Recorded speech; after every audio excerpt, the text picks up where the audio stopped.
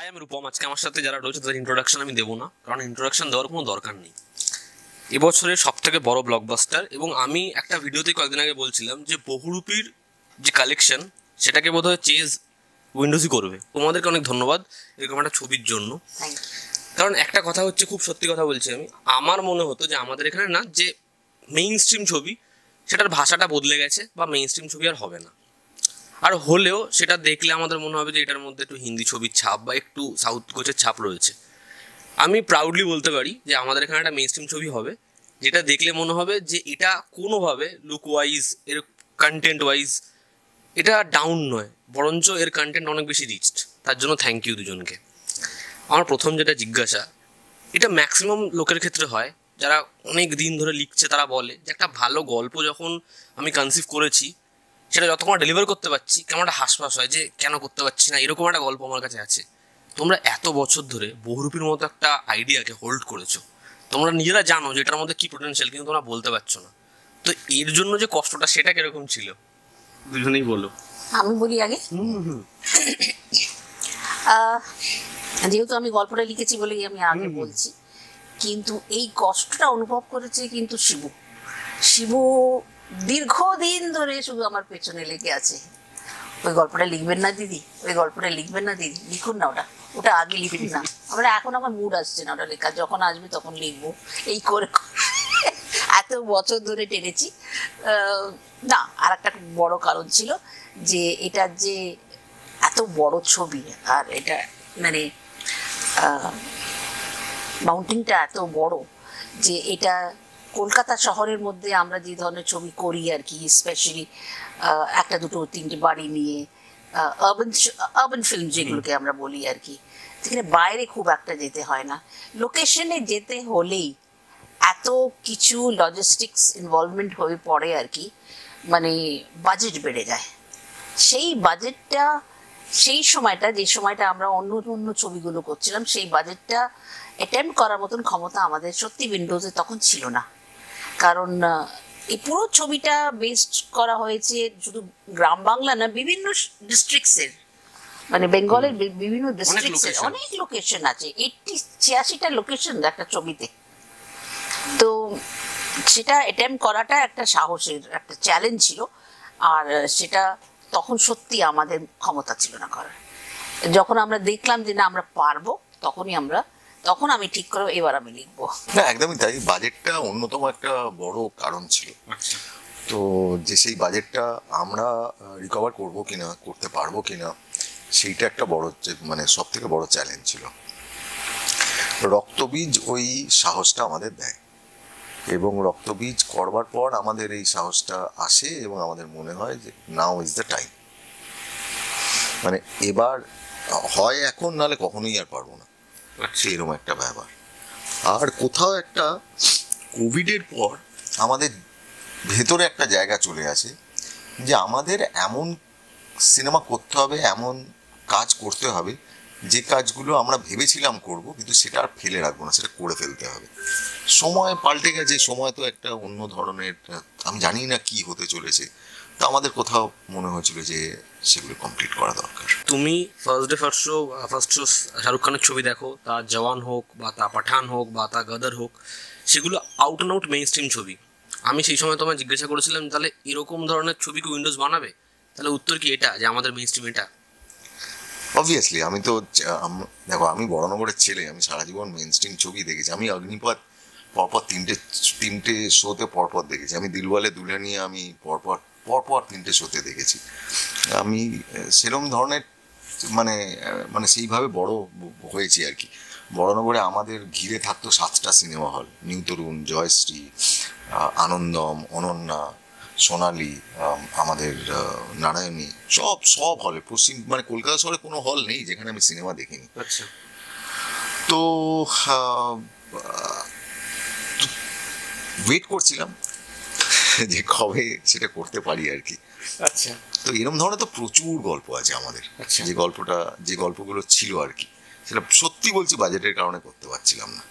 এইরকম প্রচুর গল্প। তুমি বুঝতে পারছি যে আমি বড়নগরের ছেলে, মানে আমার কাছে, মানে আমি জীবন দেখেছি এরকম ভাবে, মানে ভাবা যায় না। অ্যাকশন থেকেই জীবন দেখা আমার, মানে রিয়েল অ্যাকশন যাকে বলে, যেটাকে আমরা বলি আর কি, সেই অ্যাকশনটা চোখের সামনে দেখা, তো সেগুলো দেখে বড় হওয়া। কাজেই ভেতরে রয়েছে যে অন্য ধরনের গল্প করবো। আচ্ছা আচ্ছা, আমি তোমাদের দুজনের সম্পর্কে একটা জিনিস শুনেছি, সেটা হচ্ছে যে একজনকে বলা হয় ক্যাপ্টেন কুল এবং আরেকজন শিবুদাকে বলা, না আমাদের যেটা মনে হয় যে শিবুদা খুব শান্ত প্রকৃতির, শিবুদা আমাদের প্রত্যেকের সাথে এত সুন্দর করে কথা বলে, যতবারই দেখা হয়েছে। কিন্তু আমরা যেটা শুনলাম ইনসাইডার রিপোর্ট যেটা, যে নন্দিতাদি এতই ভালো, এতই শান্ত স্বভাবের, যেরকমভাবে প্রত্যেকের সাথে কথা বলেন, ওনাকে তারা সবাই বলে ক্যাপ্টেন কুল, এবং শিবুদাকে বলে যে শিবুদা যখন আছে মানে আমাদের ভয় লাগে যে এরপর কি হবে। তো এই যে দুজনের মানে দুজন ঠিক বিপরীত মেরুতে বিরাজ করো, তো এটাতে দুজনের ক্যাপ্টেন্সিটা কিরকম হয় বলো। না, ওই ব্যালেন্সটা হওয়া দরকার। সবাই জানে যে মানে আমাকে সামনের থেকে দেখে বুঝতে পারবে না, কিন্তু শুটিংয়ে বা অন্যান্য সময়, দেখো শুটিংয়ের সময় আমার মাথায় যদি তুমি ধরে রাখো তাহলে 1000 কেজির বরফ আমার মাথায় থাকে। আমি সব থেকে শান্ত শুটিংয়ে। কোনো দিন কখনো কোনো জায়গায়, মানে যে কারণে আমাদের শুটিংয়ে কখনো কোনো উত্তেজনা হবে না। তোমার দেখে মনে হবে নর্মাল একটা শুটিং, মানে কিছুই হচ্ছে। মানে দেখো, আমি বিশ্বাস করি যে তুমি তোমার কমপ্লিট হোমওয়ার্কটা ঘরে বসে করে যাও, কেন ওখানে কি হচ্ছে, মিটার ডাউন, তো প্রত্যেক মোমেন্টে টাকা। তুমি যত ভালো হোমওয়ার্ক করবে তত ভালো তাড়াতাড়ি কাজ করে ম্যাক্সিমাম আউটপুট নিতে পারো। ওখানে গিয়ে আলোচনা করা যে এটা না আমি এরম নেবো, ওই আলোচনাটা তুমি যখন লোকেশন রেকি করতে গেছিলে তখন করো।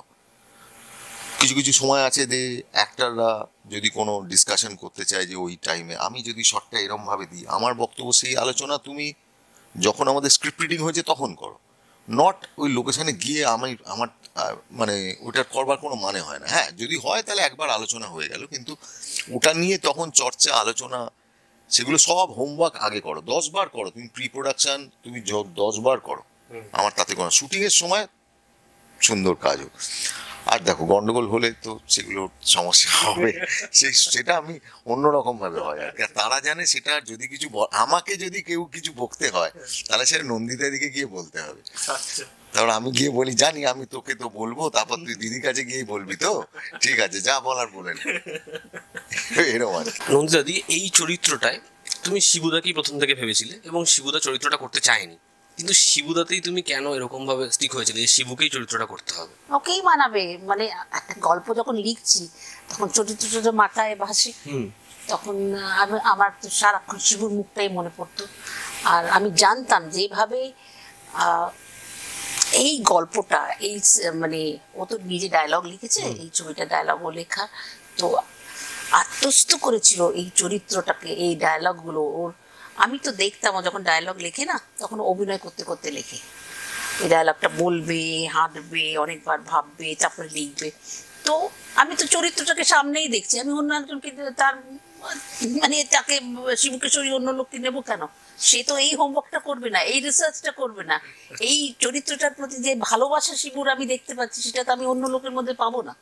আচ্ছা, মানে তখন তোমার মাথায় এরকম ব্যবসার দিক ওগুলো কিচ্ছু আসেনি যে বাজেট কি, আমার ভালো ক্যারেক্টার শুধু? ব্যবসাটা আমি দেখি না, আমি ভাবিও না সেটা শিবুর উপরে ছেড়ে দিই। আচ্ছা আচ্ছা আচ্ছা, শিবুদা এই প্রশ্ন আমি তোমার জিজ্ঞাসা করবো না। আমি যেটা জিজ্ঞাসা করবো তোমায় সেটা হচ্ছে, যখন কুলির শুটিং হয় অমিতাভ বচ্চন খুব বাজেভাবে ইনজিওর্ড হয়, এবং তারপর ছবিটা যখন আসে, ছবিটা ভীষণ ভালো ছবি না হলেও ছবিটার কিন্তু যে অডিয়েন্সটা ফুটফল যেটা হয়েছিল সেটা রেকর্ড ব্রেকিং। পরবর্তী সময় অক্ষয় কুমার যখন ক্লিয়ারি করে, তার যে পিঠ ভাঙে, অক্ষয় কুমারের ক্রিয়াগ্রাফে অত বড় হিট সেই সময় কিন্তু ছিল না, বিশাল বড় হিট। তা তোমার জন্য কি সেই একই জিনিস? না না না, যে বলতে পারবো না, কিন্তু আমি এইটুকু বলতে পারি যে সবাই মানে সবাই এই সিনেমার জন্য যে মানে খাটনিটা খেটেছে, যে রক্ত ঝরিয়েছে, যে পরিশ্রমটা করেছে, সেটার ফসল কিন্তু এই সিনেমার সাফল্য। সবাই খেটেছে, মানে প্রত্যেকটা টেকনিশিয়ান খেটেছে, প্রত্যেকটা টেকনিশিয়ান। কোনো টেকনিশিয়ানকে বলতে পারবো না যে একে বাদ দিয়ে কিছু ভাবা যাবে। আমার মেকআপ ম্যান, আমার ক্যামেরাম্যান, আমার আর্ট ডিরেক্টর, আমার প্রোডাকশনের ছেলে, আমার costume designer, each and every one, সবার কাছে না এই সিনেমাটা একটা নিজেদের প্রজেক্ট হয়ে গেছিল। এটা আমি দেখতে পাচ্ছিলাম সিনেমাতে, আর সেটা সিনেমা চলতে চলতে বুঝতে পারছিলাম যে ওটা হয়ে গেছে এই সিনেমাটার ভেতরে, কোথাও সিনেমাটার ভেতর ঢুকে গেছে ওরা। প্রত্যেকের কাছে চ্যালেঞ্জ ছিল এই ছবিটা, আমি আমার বেস্টটা দেবো, দেখি। আর একজন যখন সেরাটা দিচ্ছে তখন আরেকজনকে মোটিভেট করে দেয় মানে আমার মেকআপ যে করেছে পাপিয়া, যখন আমার লুকটা তৈরি করলো, আমি পাশে, এরকম অনেকে হয়েছে, সব মানে কোনো একজন সিনিয়র আর্টিস্ট এসে বলছে কই শিবু কই, আমি তার সামনে হেঁটে চলে গেছি, কিন্তু তার পাশে বসে আছে, কেউ বুঝতেই পারছে না, চিনতেই পারছে না আমাকে। তখন কি হচ্ছে, তখন জয়ন্তী যে কস্টিউম করছে তার মনে, আরে আমিও আমারটা ফাটিয়ে দিই, এমন নিখুঁত কস্টিউম করব যাতে মনে হবে ভালো হবে, ব্যাপারটা এরকম। আর আমাদের কাজটা দেখে তখন ইন্দ্রনাথের মনে হচ্ছে আমিও ক্যামেরাটা এমন করব, ফাটিয়ে দেবো, আমিও কেন ছেড়ে দেবো। আর আমি সবাইকে বলেছিলাম যা মনে হয়, যেটা দরকার সেটা তুমি নাও, লড়াই করো, সেটা বার করবার জন্য লড়াই করো, কিন্তু সবাই তাদের সেরাটা দাও। আচ্ছা নন্দিতা দি, আমি আপনার ব্যাপারে একটা বিষয় শুনি, আমি আপনি তুমিতে বহুত গোলাই, যে আপনি যখন স্ক্রিপ্ট লেখেন তখন আপনি এখান থেকে চলে যান শান্তিনিকেতন, সেখানে গিয়ে 4-5 দিনের একদম ব্রেক নেন এবং কারোর সাথে যোগাযোগ রাখেন না, আপনি কমপ্লিট করেন স্ক্রিপ্ট, তারপর এখানে আসেন। ঠিক। শিবুদা, তুমি আমাকে বলো যে তুমি যখন ডায়ালগস লেখো তাহলে তোমার প্রসেসটা কি থাকে এবং কেন শান্তিনিকেতন চলে যাও, আপনার ওখানে গিয়ে পুরোপুরি সবার সাথে কাট অফ করে দেওয়া? আমি চলে যাই কারণ নিরিবিলিতে থাকতে পারি, নেচারের সাথে আমি মানে একটা যোগসূত্র থাকে, আমার লিখতে ভালো লাগে, ভালো লাগে, সাইলেন্সটা ভালো লাগে, ভাবতে সুবিধে হয়, পাখির ডাকটা আমাকে ইন্সপায়ার করে, মোটিভেট করে।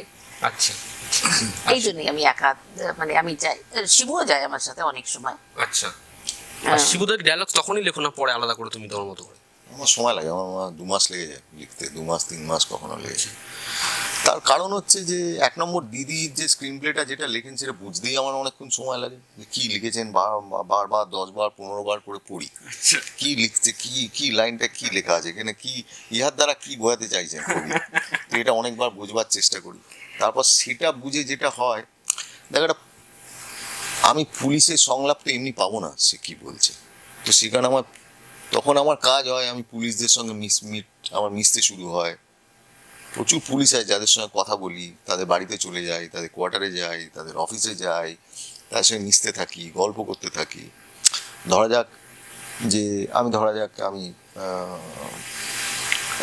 আমার যদি কোনো ব্যাংকের লোক থাকে, তাহলে আমি ব্যাংকের লোকের সাথে কথা বলবো, আড্ডা মারবো, কথা বলবো। সংলাপ তো অনেক সময় দেখুন, কিছু লোক আছে তারা সংলাপ এমনি লিখে দিতে পারে, আমার ভালো লাগে, আমি যদি মানুষগুলোকে দেখি, আমাদের একটা সমস্যা হয়ে যায়, কি হয় যে তুমি যখন একটু সফলতা অর্জন করো তখন তুমি বেশি মানুষের সঙ্গে মেশো না, তো আমার মনে হয় যে উল্টো জিনিস হয়, সংলাপ পেতে গেলে তোমার মানুষকে জানতে হবে, মানুষের সঙ্গে মিশতে হবে, ইউনিক সংলাপ স্টাইল পেয়ে যাবে তুমি।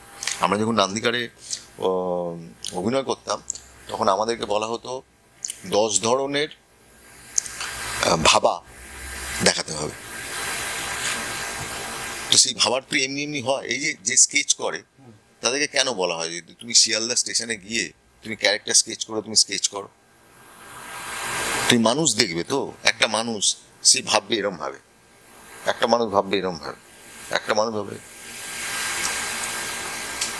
এই যে তুই বিভিন্ন ধরনের, এটা কিন্তু তুই রেল স্টেশনে গেলে তুই দেখতে পাবি, তো একটা লোক ভাবছে এরম ভাবে বসে, সো তুই যদি বিভিন্ন জায়গায় মানে পাবলিক জায়গায় গেলে একটা লোকের মোবাইল ধরাটাও বিভিন্ন ধরনের মোবাইল, তো সেটা কি ইউনিক ধরনের মোবাইল 4 ধরনের তুই পেয়ে গেলি, একজন অ্যাক্টর হিসেবে ওটা তো তোর ব্যাপার, তুই 4টে মোবাইলের স্টাইল পেলি যেটা তুই রেখে দিলি।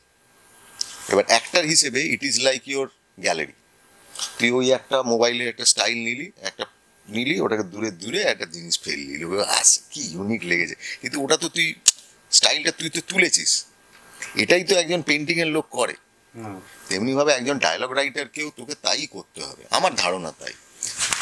আমার খুব প্রিয় একজন সাহিত্যিক সমরেশ বসু, উনি কত ধরনের জীবন যাপন করেছেন, না হলে উনি বোধহয় ওই রকম সাধারণ মানুষের গল্প লিখতে পারতেন না, তো যেভাবে উনি সকালবেলায় আমি শুনেছি উনি বেরিয়ে যেতেন, সাধারণ মানুষের সাথে মিশতেন, যে কারণে সমরেশ বসুর গল্পের ভেতরে অনেক ধরনের ভাষা পাওয়া যেত, অনেক ধরনের মানুষ পাওয়া যেত।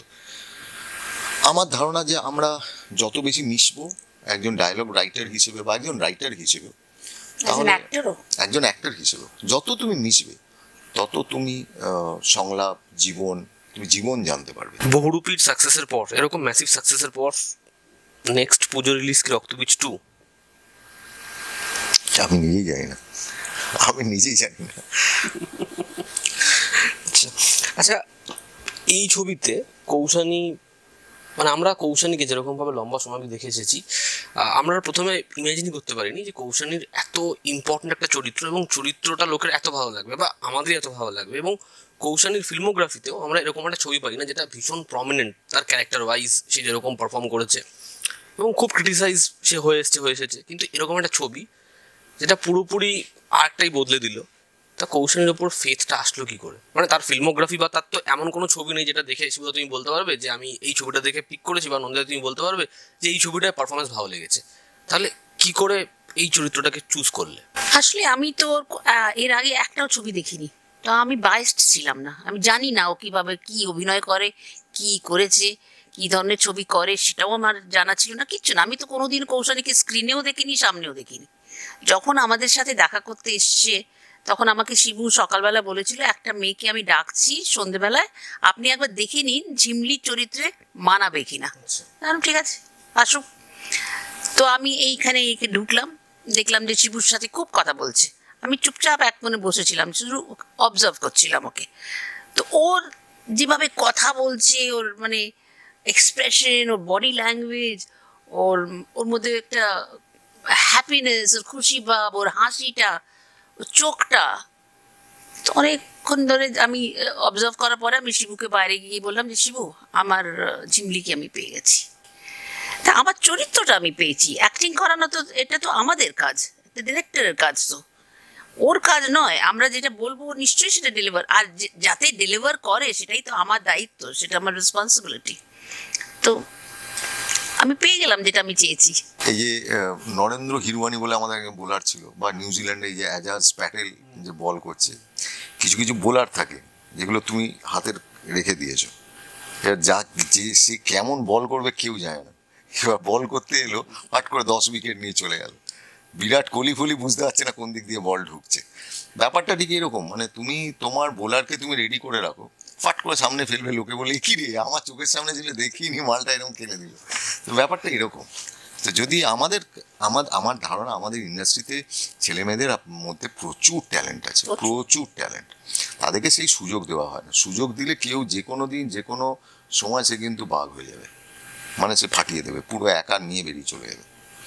প্রত্যেকের ভেতরে সে ক্ষমতা আছে, 19 না হলে তারা দেখো এমনি এমনি অভিনেতা অভিনেত্রীরা যারা মানে তারা এতটা কাছাকাছি বা এতটা মানুষের জনপ্রিয় হতে পারতো না। এই যে কৌশানীর যে জনপ্রিয়তাটাও ছিল, যে মানুষ ওকে জানতো, কিছু না কিছু তো ক্ষমতা ছিল। তারা প্রত্যেকেই ওয়েট করছে সেই একটা সুযোগের, তো সেই সুযোগটা পেয়েছে, মেরে দিয়েছে। আমরা রিসেন্টলি একটা ডিবেটে পৌঁছেছিলাম, আমরা একটা ভিডিও করেছিলাম, ঠিক আছে? ওই ভিডিওটা করার পরে কমেন্ট বক্সে প্রচুর প্রচুর লোকের বিভিন্ন রকমের মতামত সৃষ্টি হয়েছে। আমি ভিডিওতে বলেছিলাম, একটা রিসেন্ট একটা ট্যাগলাইনও এসেছে যে আবির হচ্ছে সাইলেন্ট সুপারস্টার, যার এটা নিয়ে কোনো মানে বাড়িয়ে চাড়িয়ে বলার নেই, সুপারস্টার বা এই ট্যাগ নিয়ে কিছু বলার নেই, কিচ্ছু নেই আবিরের। কিন্তু আবির পরপর ব্লকবাস্টার ছবি দিয়ে যাচ্ছে। তা আমি সেখানে বলেছিলাম যে উইন্ডোজ এত বড় একটা ব্র্যান্ড, আমি আজকেও বলছি এখানে যে এখানে 3জন সুপারস্টার আছে, 3জনের স্টারডাম আছে। উইন্ডোজ, দেবজিৎ, যাদের স্টারডাম আছে, উইন্ডোজের সাথে ছবি হলে সেটা এমনি একটা সুপারস্টারের ছবি হয়ে যায়। তা তুমি আমাকে বলো, তোমরা দুজনই বলো যে সুপারস্টার হিসেবে কোনটা ভ্যারি করেছে এই ছবিটার জন্য, আবির চ্যাটার্জি না উইন্ডোজ? একদম অনেস্টলি বলো। গল্প গল্প গল্প গল্প আর কেউ ম্যাটার করে না। আচ্ছা, গল্প যদি না ভালো হতো তাহলে কে উইন্ডোজ কোথায় উইন্ডোজ কিচ্ছু হতো না। গল্প ভালো হয়েছে, তাই সেখানে আবির সেই চরিত্রের সঙ্গে মানানসই হয়েছে। আবারও বললাম, একটু আগেই আমি বলেছি যে প্রত্যেকের ভেতরে সেই ক্ষমতা আছে, আবিরের ভেতরে সেই ক্ষমতা আছে। একটা আবিরের অভিনয় দেখে সমস্ত পুলিশের লোকেরা এই ঘরে বসে, সুরজিৎ কর্পূরকাশ তো বলেছেন যে আমাদের এক্স পুলিশ কমিশনার, তিনি বলেছেন যে আবিরকে দেখে বোঝাই যাচ্ছিল না যে পুলিশ নয়। কত বড় কমপ্লিমেন্ট, একজন পুলিশ কমিশনার মানে পুলিশের উচ্চপদস্থ একজন মানুষ, তিনি বলছেন ওটা। তার মানে আবিরের ভেতরে সেই জায়গাটা রয়েছে। এবং দেখো আবির এমন একটা ছেলে, ও ওরম বুক বাজিয়ে, ও ঢেড়া পিটিয়ে 40 জায়গায় গিয়ে ঢেড়া পিটিয়ে, ও ঢেড়া পেটানোর লোকও নেই। ও গিয়ে বলবে যে ও কি করে ফেলেছে না করে ফেলেছে, তো দেখো, আবিরের তো নমিনেশনও বোধ হয় আগের বার ছিল না রক্তবীজে। এর থেকে হতাশাজনক আর কিছু হতে পারে না। আর আমি আবিরকে আবারও বলে দিয়েছিলাম, তোর কিন্তু কোনো নমিনেশনও থাকবে না, কেননা এটা দুর্ভাগ্য। তো কাজেই কিন্তু দর্শক আবিরকে এত ভালোবেসেছিল, কাজেই আবির ঠিক ওরকম ধরনের একজন মানুষ। ও নিজেকে মনে করে যে ও শুধুই অভিনেতা, ও মনে হয় না ও এই জিনিসগুলো ওর কাছে এগুলো কোনোদিন বদার করেছে। তো এটা একটা, আর গল্পই হচ্ছে সবচেয়ে বড় সুপারস্টার। আচ্ছা, তাও আমি একটা জিনিস বলছি যে উইন্ডোজের প্রতি কিন্তু অডিয়েন্সের ভীষণ বড় ফেথ আছে, ঠিক আছে?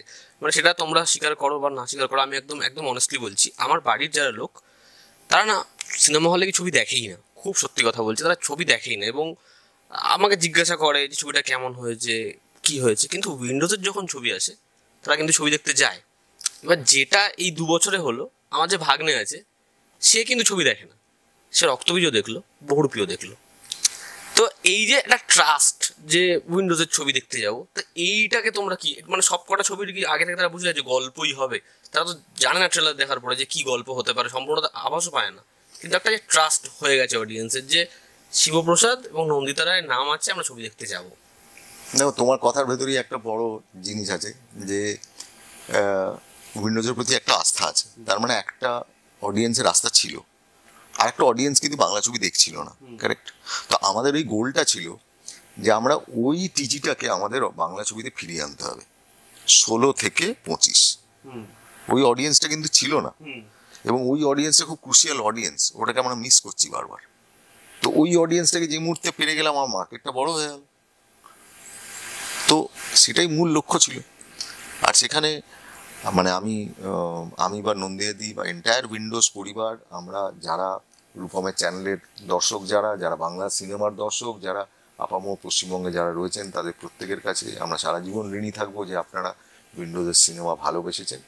এবং চেষ্টা করব প্রত্যেক বছর প্রত্যেক সিনেমাতে নতুন কিছু দেওয়ার। দেখুন, নতুন দিতে গেলে যেটা হয় আর কি, অনেক সময় মন আপনাদের নাও ভরতে পারে। আমরা চেষ্টা করে যাব প্রত্যেক সিনেমাতে, এইটুকু বলতে পারি, নতুন কিছু দেওয়ার চেষ্টা করব। সেইটা আমি চেষ্টা করে যাবো। আমরা গত বছর একটা গান ছিল নাক্কু নাকু, ঠিক আছে? গানটা আসার আগে আমরা মানে একটা ওরকম ধরনের গান বা গানটা ওরকমভাবে ক্লিক করবো আমরা জানিও না। গানটা আসলো, গানটা শুনলাম, ভালো লাগলো, কিন্তু অদ্ভুতভাবে গানের যে নেশাটা সেটা চড়তে থাকে এবং গানটা ভীষণভাবে ভালো লাগছে, আমাদের ভালো লাগছে। মানে শুধু না যে একটা মাস অডিয়েন্স দেখছে, তারা শুনছে, গানটা ভালো লাগছে, গানটা শুনতে ইচ্ছা করছে। ডাকাতিয়াবাসী যখন আসে গানটা, মানে মনে হয় গানটা আমাদের মজা আছে, গানটা ভালো লাগে। কিন্তু তারপর যেটা হয় গানটার না, মানে আমি একদম তোমরা জানি না এটা নিয়ে দেখেছো কিনা, যে যা রিলস ভিডিওতে হচ্ছে ট্যাগলাইনটা আছে, বেশি তাকাস না বিয়ে দিয়ে দেবো, এটার মিমস হচ্ছে। মানে কমেন্টে কোনো ছবি পোস্ট করছি, সেখানে লিখছে বেশি তাকাস না বিয়ে দিয়ে দেবো। তো এই যে একটা এরকম একটা লাইন, এটা এরকম ভাবে পপুলার হয়ে যাওয়া, বা এই যে 2 বছরে 2টো রকম গান এরকম ভাবে ভাইরাল হয়ে যাওয়া, এরকম ভাবে গান নিয়ে কথা বলা, এই গান তোমরা পিক করো কিভাবে? যে বাদ বাকি যে গান আছে গানগুলো ভালো, সেটা আভাস দেবে, অবসেশন তৈরি করবে, কিন্তু এরকম একটা গান হবে যেটা অডিয়েন্সকে সিনেমা হল আসতে বাধ্য করবে, এটা কিভাবে পিক করো তোমরা? এটা আমার মনে হয় শিবুর এক্সেপশনাল ট্যালেন্ট, গান চুজ করাটা। আচ্ছা, সত্যি সত্যি বলছি, গান কিন্তু শিবু পুরো দায়িত্ব নেয়। গান কি গান হবে, মানে কে সেই গানটা করবে, কে কম্পোজ করবে, কে, এটা পুরোপুরি শিবু মানে সারাক্ষণ এটা নিয়ে থাকে আর কি। গানটা যেরকম আমার, যেরকম লেখাটা আমার কাজ, গানটা হচ্ছে কিন্তু শিবুর কাজ। শিবু মানে সিলেক্ট করে গানগুলো, কি ধরনের গান হবে, এখানে র্যাপ হবে না, এখানে ফোক সং হবে না, এখানে মডার্ন মিউজিক হবে না, রাগ, ইমন রাগকে নিয়ে আমরা গান করব, এগুলো কিন্তু সব শিবু। এখানে আমার কোনো ওই নেই। শিবুদা, দেখো, গান ছাড়া আমরা সিনেমা ভাবতে পারি না, একদম ভাবতে পারি না। আমাদের কোনো সিনেমা নেই যেখানে গান নেই। তো ব্যাপারটা এরকম হয় যে মানে হয়তো দিদি হয়তো স্ক্রিন প্লে বলছেন আর কি, সেখানে কিন্তু আমি গান আগে ভেবে নিচ্ছি। আমার গান থাকে, কারণ আমি লিখে দিই ওখানে, এখানে কিন্তু গান থাকবে। এইটা মার্ক করে দিই যে গান চাই আমার এখানে, এটা হচ্ছে গানের সিচুয়েশন, এখানে একটা গানের সিচুয়েশন আছে, এইখানে এইগুলো, এই পয়েন্টার্স গুলো দিয়ে দিই। কিন্তু কি গান হবে, কি ধরনের গান হবে, সেটা শিবু সিলেক্ট করে। ধরো আমি তোমায় বলছি রক্তবীজ পার্ট 2, সেটা মানে একটা ভাবনা আছে আমাদের ছবি করবা, কবে আসবে আমি জানি না, কিন্তু একটা ভাবনা আছে, কিন্তু তার গান কিন্তু মাথায় ভাবছি আমি। যে এই গানটা না, এই গানটা যদি একটা রক্তবীজ পার্টিতে হওয়া উচিত, এই গানটা এরকম এরকম একটা সিচুয়েশন যদি সারাক্ষণ ওটার ভেতরেই চলছে আমার, ব্যাপারটা এরকম চলে। আর দিয়ে আমি দিদিকে বললাম, দিদি এটা শুনে শুনে দেখুন তো, এরকম একটা জিনিস ভাবছি। তো এরকম তারপরে আমরা মিউজিক ডিরেক্টরকে দিয়ে, দেখো মিউজিক ডিরেক্টর কি জানো তো, আবারও বলছি যে প্রত্যেক ট্যালেন্টেড মানুষ, তাদের ভেতরে প্রত্যেকের ভেতরে ক্ষমতা আছে। এই বনি চক্রবর্তী, তার কি অসামান্য ট্যালেন্টেড, সুযোগ পাইনি। এবার আমার কাজ হচ্ছে কি, আমাদের প্রত্যেকের কাজ হচ্ছে বনিকে যত সুন্দরভাবে আমরা ব্রিফ করতে পারবো, তাকে বোঝাতে পারবো। এবার তাকে আমাদের গাইড করতে হবে। সে তো এরকম ধরনের ছবি করেনি, তো তাকেও গাইড করতে হবে আমাকে। আমাকে বারবার তাকে শোনাতে হবে, তাকে বলতে হবে আমি এটা চাইছি, এটা চাইছি, কিন্তু এবার সে ডেলিভার করবে। ও খেলা তো ও খেলবে, আমি তো খেলবো না। এখানে কিন্তু কোচের মতো কাজ, মানে ক্যাপ্টেনের মতো আমাদের কাজ হচ্ছে, আমরা দেখো আমরা ক্যাপ্টেনের মতো পারফেক্ট লোকটাকে চুজ করো, তাকে ব্রিফটা করে যাও, সে এবার বলটা করতে আসবে। আচ্ছা, বনিকে বারবার বলা যে তোকে কিন্তু ওই পারফেক্ট ভয়েসটা, ননির মতো একটা গলা চাই, ননির মতো একটা গলা চাই। যেদিনও আমাকে এই গানটা শোনালো, যেটা শিমুল পলাশ, তো আমাকে বলছে এখানে কি ননির জায়গায় অন্য কারুর গলা রিফাইন যেটা হয় অধিকাংশ ক্ষেত্রে, ওরম একটা গলা কি চাইবে সবাই? একটু রিফাইন গলা লোকে চাইবে। আমরা আর সেখানে মাস কমার্শিয়াল সিনেমা, নায়ক নায়িকার গলায় তো একটু পরিশীলিত গলা থাকবে। আমরা বললাম না, ননির গলায় চাই। দিদি বললো না, ননিকেই চাই। তো আমরা সঙ্গে সঙ্গে মানে বললাম যে ননি ছাড়া এটা হবে না। ইনক্লুডিং শ্রেষ্ঠাকে বলেছিলাম, আজকে দেখো কোথা থেকে কোথায় চলে গেছে। শ্রেষ্ঠাকে চাই আমাদের। আমাদের সিনেমায় কিন্তু শ্রেয়া ঘোষাল গান গেয়েছে, কিন্তু ভাইরাল হয়ে গেছে কিন্তু ননি আর শ্রেয়ার গান, মানে শ্রেষ্ঠার গান। গানটা এটাও কিন্তু বড় একটা জায়গা। আমি দেখো সব গানই আমার কাছে খুব প্রিয়, কিন্তু আজকে যখন দুটো একদম আনকোড়া নতুন আর্টিস্ট জীবনে প্রথমবার প্লেব্যাক করে সে যখন ব্লকবাস্টার দেয়, তার একটা বিরাট ব্যাপার। দুটো আর্টিস্ট তো তৈরি হয়ে গেল। এই ছবিটার সময় আমরা একটা ইউনিক প্রমোশন দেখলাম। আমরা সাধারণত আমাদের বাংলা ছবিতে খুব মেদামারা প্রমোশন দেখি, খুবই একঘেয়ে প্রমোশন, ওগুলো তো সবসময় হয়। এই ছবির যে প্রমোশনটা যখন হলো, প্রমোশনটা আমরা প্রত্যেকে শেয়ার করছি যে আরে জিদ্দার বাড়িতে চলে গেছে। প্রথম দিন আমরা ভাবলাম যে হয়তো পরের ছবির অ্যানাউন্সমেন্টও হয়ে যাবে, জিদ্দার বাড়ি চলে গেছে, তারপরে রাজদার বাড়ি চলে গেছো, তারপরে শ্রাবন্তীর বাড়ি, যেরকমভাবে এগুলো হলো, ওটা দেখতেও খুব মজা লাগছে, ভালো লাগছে। তো এরকম একটা ইউনিক প্রমোশন, এটা তোমরা কিভাবে প্ল্যান করলে? আবার প্রমোশনটা এমন যেটা ছবির সাথে খুব রেলিভেন্ট। ছবির ভেতরেই তো রয়েছে, বহুরূপী শিল্পীরা তো মানুষের বাড়ি যেত, মানুষের বাড়ি গিয়ে বাচ্চাদের সঙ্গে কথা বলতো, সেটাই তো হতো। আর্টিস্ট ওদের ঘরে ঢুকে যেত, তো আমরা সেটাই করেছি, শহরে করেছি। ওখানে উঠোনে চলে যেত, আমরা এখানে বাড়িতে ঢুকে গেছি, তাই করেছি। আচ্ছা আচ্ছা শিবুদা, একটা বিষয় আমি বলো, সেটা হচ্ছে, তার আগে আমি ছোট ঘটনা বলি। আমি তোমার সম্পর্কে এটাও শুনেছি, অরিত্রদা আমাকে একটা ঘটনা বলে মাস 6 আগে, যে যখন তার ফাটাফাটি ছবিটা আসে, তখন স্টারে মেবি সেকেন্ড ডে বা থার্ড ডেতে, শনিবার দিন হতে পারে, সেকেন্ড ডেই হবে, সামনের রোয়ের 2টো সিট খালি ছিল, তাই জন্য হাউসফুল হচ্ছিল না। তো শো শুরু হওয়ার কিছুক্ষণ আগে তখন অরিত্রদা তোমাকে বলে যে শিবুদা এটার জন্য হাউসফুল হবে না। তখন নাকি তুমি বলো যে ওই 2টো সিট খালি থাক, ঠিক আছে, এবার ওই 2টো সিট ভরার জন্য পরের বার চাহিদা থাকবে, এটা তুমি বলো। পাশাপাশি আরও একটা জিনিস, মানে এটা শুনে আমার ভীষণ ভালো লাগে যে এরকম একজন বলেছেন, একজন প্রডিউসার এরকমভাবে বলেছে। অপরদিকে আমরা একটা স্টেটমেন্ট আমরা শুনতে পাই, অর্গ্যানিক ইনঅর্গ্যানিক। এবার তুমি বলো।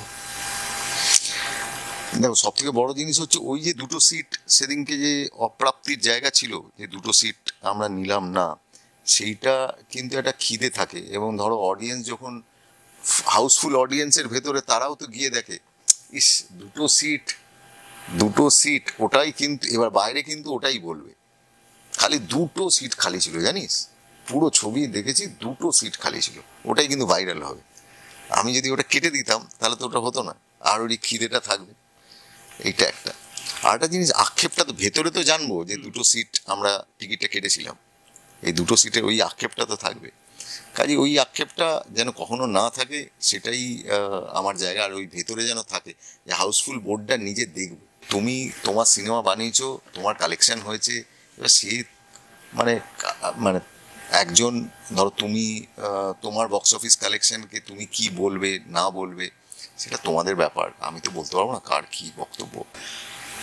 আমাদের যেটা কালেকশন সেটা কালেকশন যাচ্ছে। আজকে আমরা 6th উইকে বসে আছি, তো 6th উইকে আজকে Star housefull, Nabina housefull, Atindra Barrackpore double show housefull, Madhyamgram housefull, Mohan Mall, যেখানে যেখানে রয়েছে সিনেমা। তো অডিয়েন্স দেখছেন, এটাই বড় কথা। এবার এরপর আমি আর কি বলতে পারি, আমি তো কিছু বলতে পারবো না। আর বহুরূপী বোধহয় শুধুমাত্র ন্যাশনাল মাল্টিপ্লেক্সে 5 কোটি টাকার উপর কালেকশন করেছে, এবং সেটা বোধহয় বাংলা সিনেমার ইতিহাসে সব থেকে বড়। এর থেকে বেশি আর কেউ কখনো করেন। বাকিটা তো কি বলবো, আমার তো এর বাইরে কিছু বলা উচিত না। আর আমি একটাই জিনিস বলবো যে বাংলার অডিয়েন্স তারা বহুরূপীকে এত ভালোবেসেছেন, সেটা আমি সারা জীবন ঋণী হয়ে থাকবো। যে আমরা যেরকম ধরনের রিসেন্ট টাইমসে মাস মশালা ফিল্ম দেখে অভ্যস্ত, কোভিডের পরে আরও, সেটা না বিশাল বাজেটের, মানে তোমাদের ডিরেক্ট কম্পিটিশন হয়তো জওয়ান, ডিরেক্ট কম্পিটিশন হয়তো লিও, ঠিক আছে, এত বড় বড় ছবিগুলো, যে ছবিগুলোর বাজেট 150 কোটি 100 কোটি 200 কোটির বাজেট, মানে তার কমে কিছু নেই। তা সত্ত্বেও তুমি যখন এই ছবিটা স্ক্রিপ্ট লিখেছো, আমি শুনলাম শিবুদা নাকি বলে উঠেছে যে এটা তো একটা মেইন স্ট্রিম ছবি, আউট অ্যান্ড আউট কমার্শিয়াল ছবি হয়ে গেছে। তখন তোমার মানে কি ভাবনা ছিল যে আমাদের তো, তুমি কি এটা জানতে তোমাদের ডিরেক্ট কম্পিটিশন এই ছবিগুলোর সাথে হবে?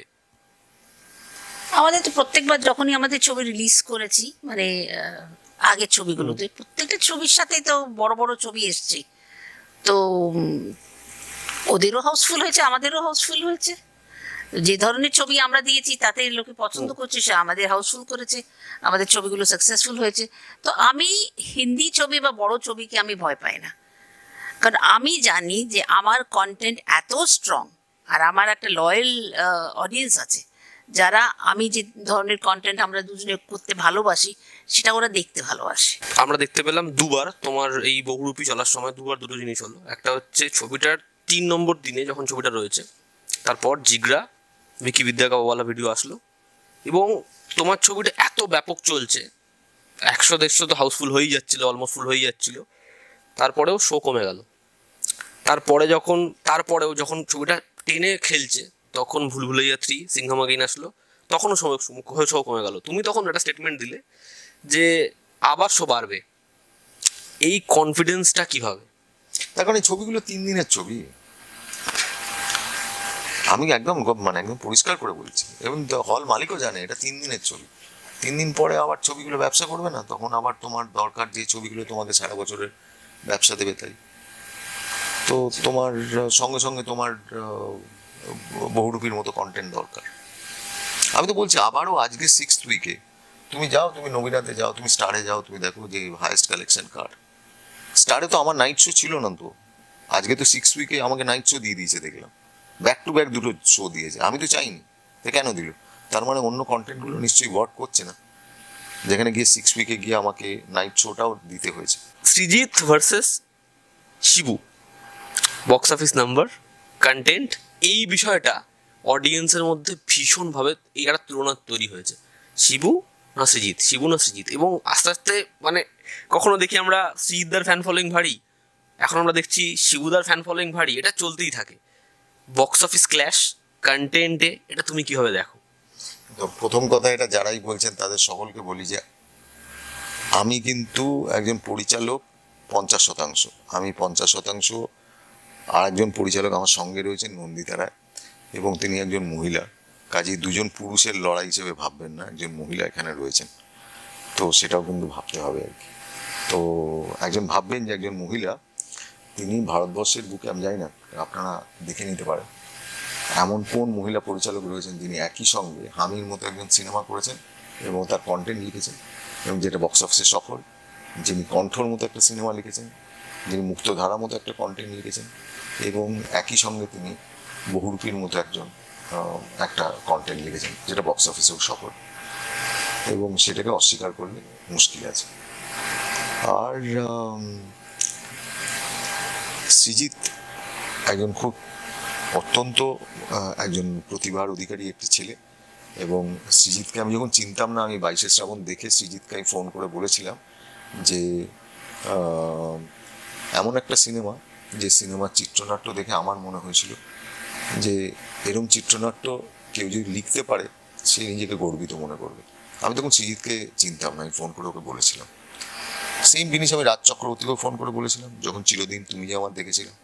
আমি ওকে ফোন করে বলেছিলাম যে আমি পশ্চিমবাংলার বুকে দাঁড়িয়ে আমার মনে হয়েছে যে আমি সিনেমাটা দেখে মুগ্ধ হয়ে গেছি। আমি আমার ধারণা যখনই কোনো সিনেমা ভালো হয়েছে আমি সেই পরিচালককে ফোন করে বলেছি যে আমার ভালো লেগেছে। তো সৃজিত একটা টাইমে মানে বিশেষ করে কিছু কিছু সিনেমা তো অসামান্য সিনেমা করেছে, এবং সৃজিতের একটা লয়াল অডিয়েন্স আছে, তারা সৃজিতের সিনেমা দেখে, সৃজিতের সিনেমার প্রচুর ভক্ত আছে। আমার পরিবারে আমার ছোটদি আমার সিনেমা দেখেন না, সৃজিতের সিনেমা দেখেন। এটা তো সৃজিতদা উল্টো বলে, সৃজিতদার মা তোমার ছবি দেখে। এই জিনিসটা হবেই, তো এটা এই তো ভালো জিনিস।